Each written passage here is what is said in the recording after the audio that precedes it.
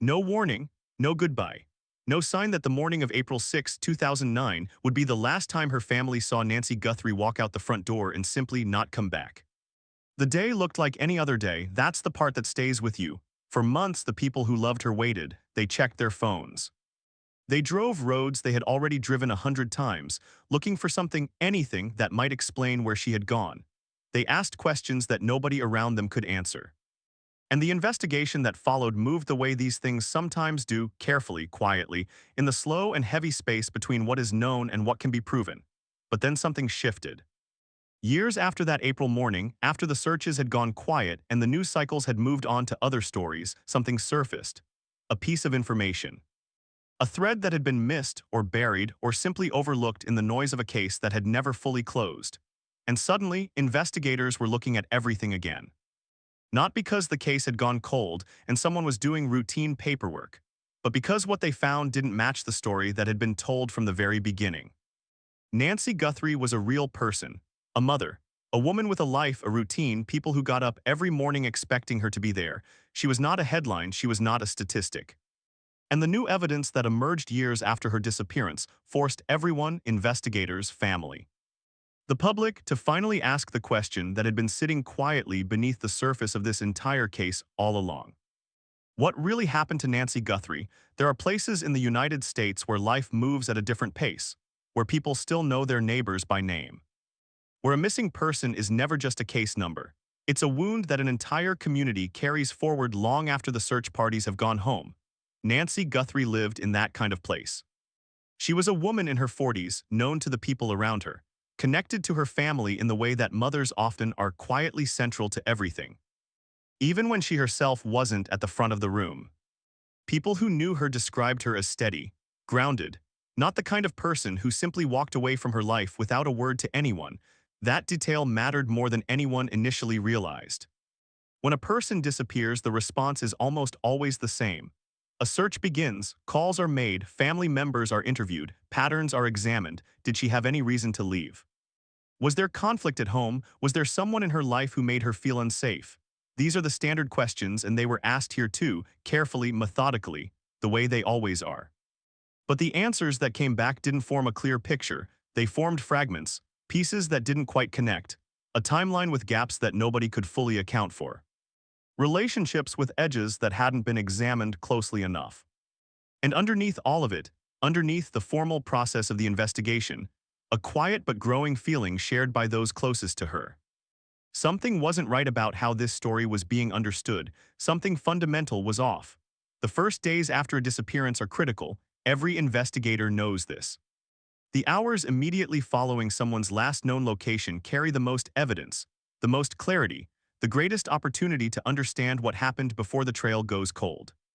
But those early hours in Nancy's case were complicated in ways that didn't become fully apparent right away. There were conflicting accounts. Details that changed slightly depending on who was telling the story. And there was a central figure, someone close to Nancy. Someone who had been present, whose version of events would eventually come under scrutiny in ways that nobody could have predicted when the search first began.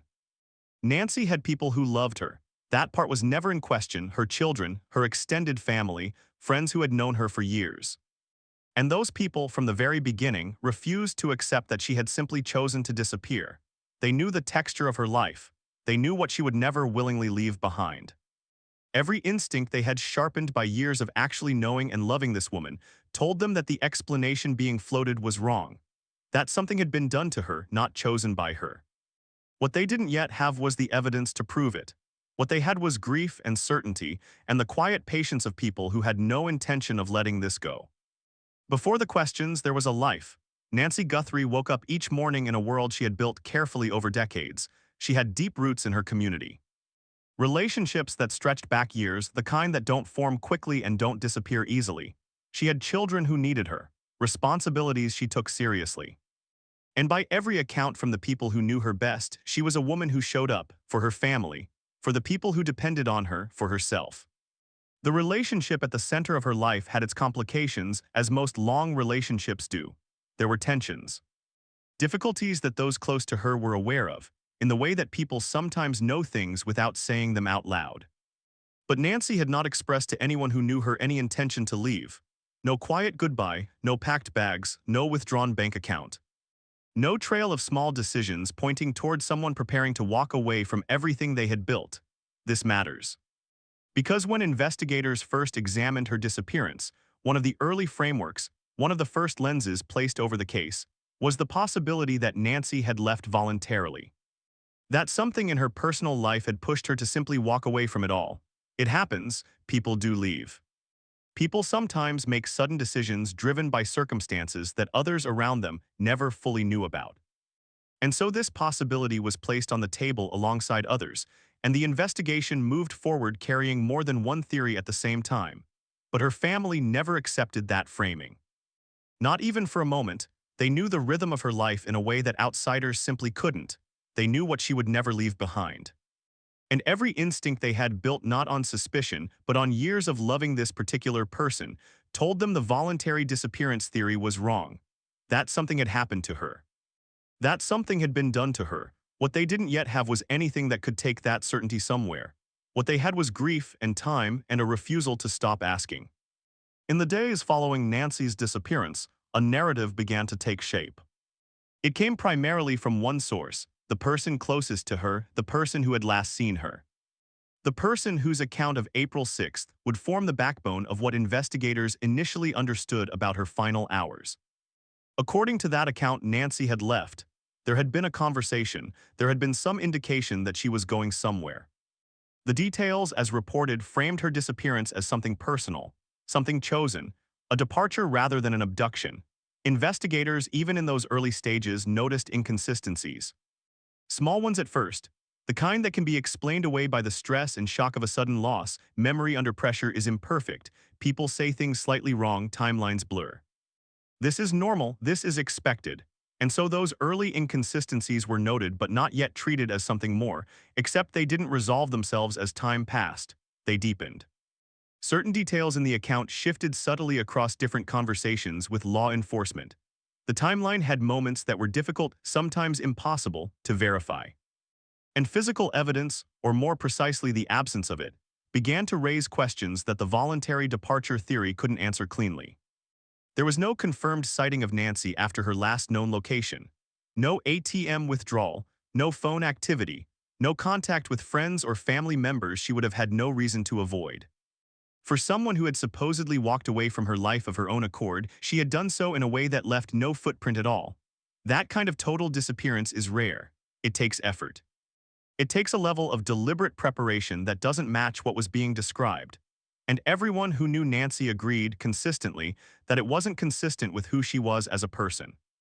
Investigators kept gathering, quietly, methodically, aware that what they were building needed to be solid before anything could move forward in a meaningful way.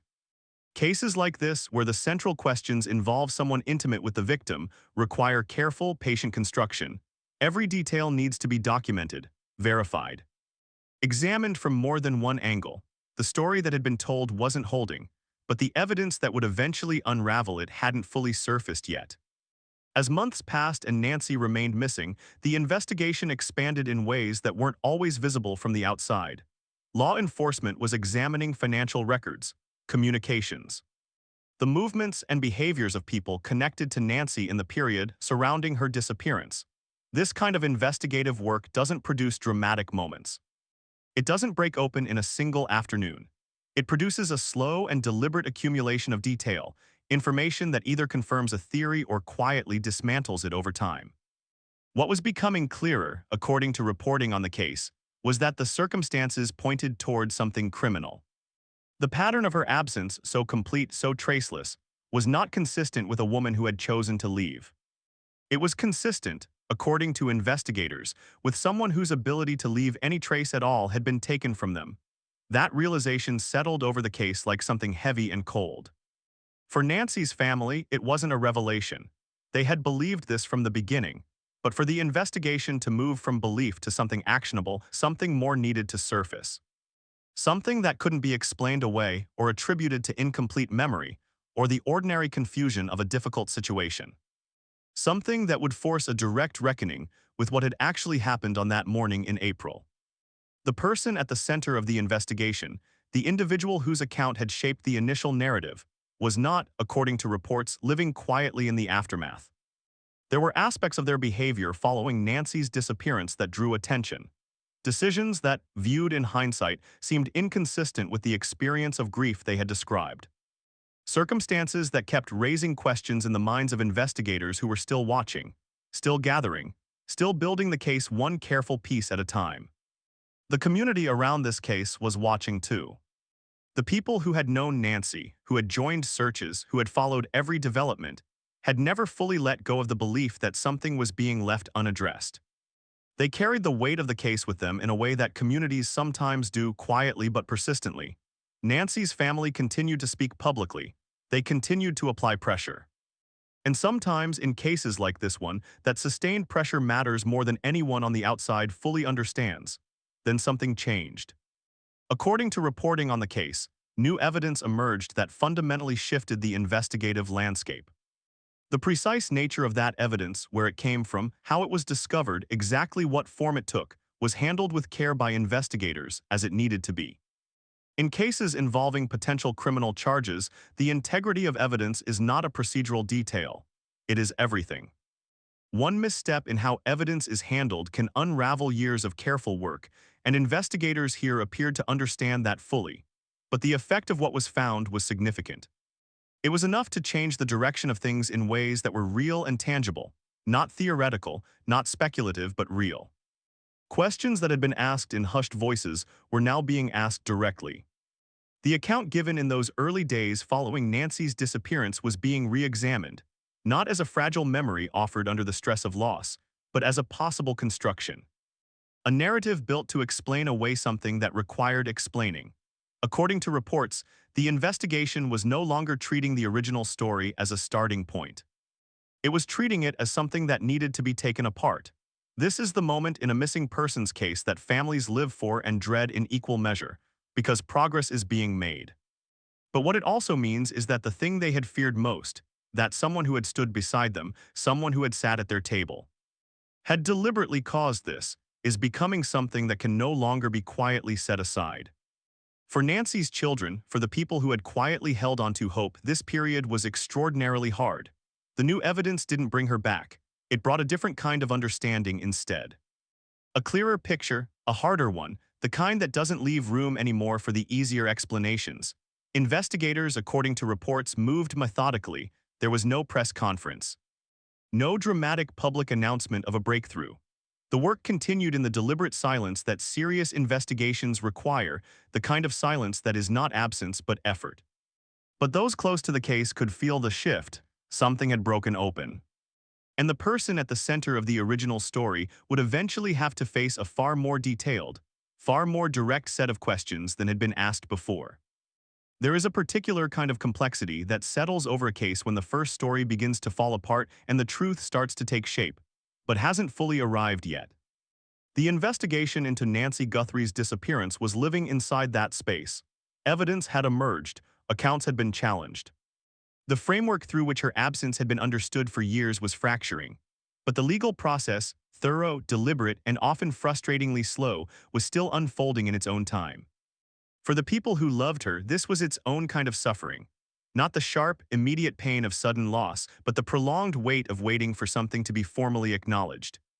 To be named, to be addressed by the systems that are supposed to exist for exactly this purpose. That kind of waiting doesn't get easier with time, it accumulates. There is also the question, never simple, never comfortable, of what it means to have someone close to you, someone present in the most private and ordinary corners of your daily life. Potentially be responsible for your disappearance. That question doesn't have clean edges, it reaches into everything, the shared memories, the ordinary moments that now look different. The history between two people that has to be re-examined under an entirely different light. Investigators and legal professionals who work these kinds of cases speak about this complexity regularly.